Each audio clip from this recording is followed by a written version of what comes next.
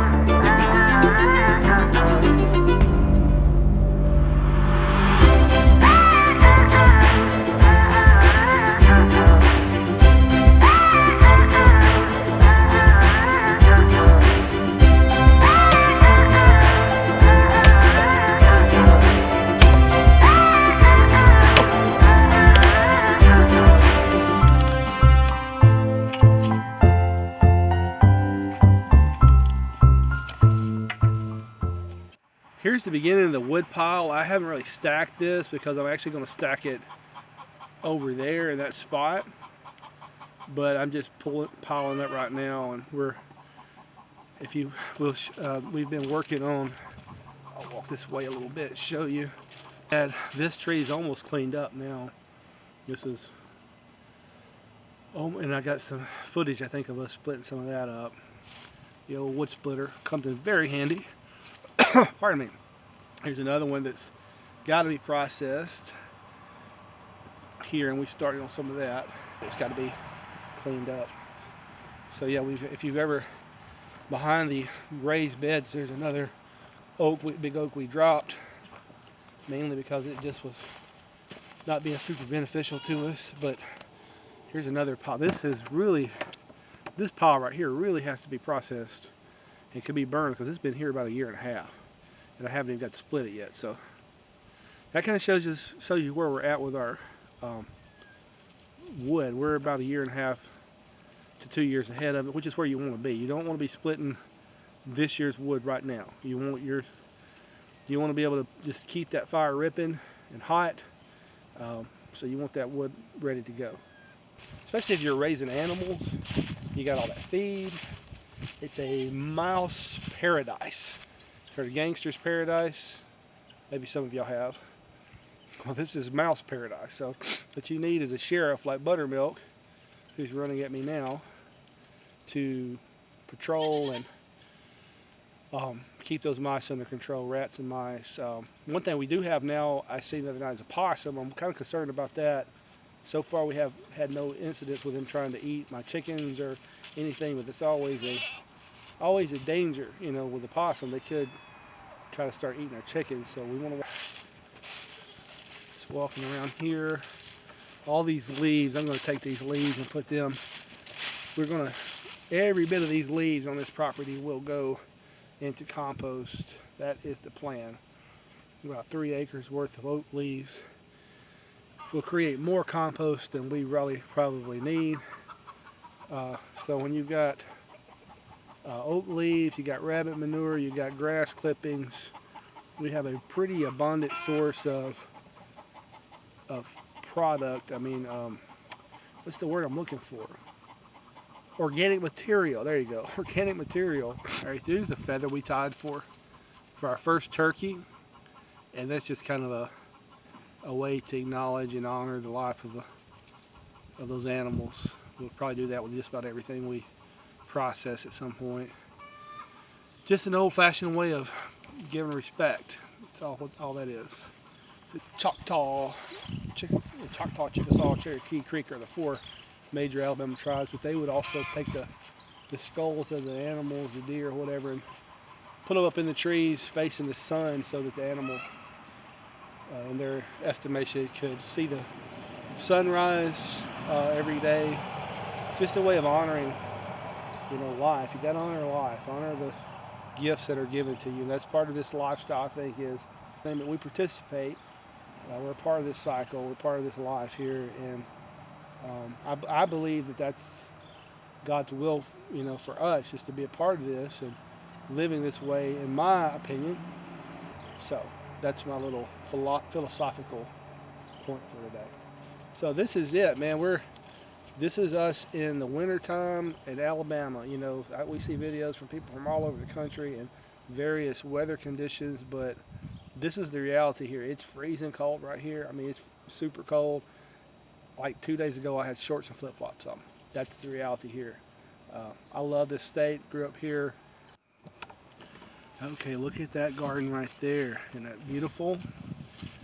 You see right here, and I'm not going to go in because I have Mr. Buttermilk and he might want to poop or pee. See that cabbage? Got some butter lettuce hanging in there. We went ahead and harvested the cauliflower, and so we'll either pull some leaves off of that. You can use the leaves like you do kind of collards to a certain degree. Probably use some of that. Look at that broccoli. Can you see the broccoli? Got buttermilk at my feet trying to... He's like, hold me, it's cold. So yeah, look at that. Can you see that there? Try to get closer. Look at that beautiful broccoli there. That will probably go on the menu sometime pretty soon. Of course, we got mustard there. Looks like our romaine is trying to bolt on us. Got really warm and it probably bolted, so that's fine. Back there we got some collard greens. My wife was like, we got collards? I was like, yeah, we got collards. Sure we do, right here. Planted them earlier. Didn't plant as many as I did in the past, but they're about ready to. We should probably gonna do some ham and collards this week. Spinach needs to come on. It's doing better. That warm weather probably helped it, but maybe need to add some more rabbit manure to this. Help these pick up. Brussels season.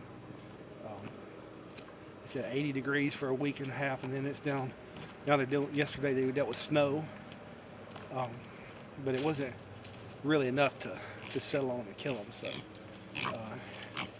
here we have the monster squad. We are just really working this garden over. Actually, this is a higher side of the garden that kind of slopes down when it rains, which we had a lot of rain the last several days. It gets really muddy.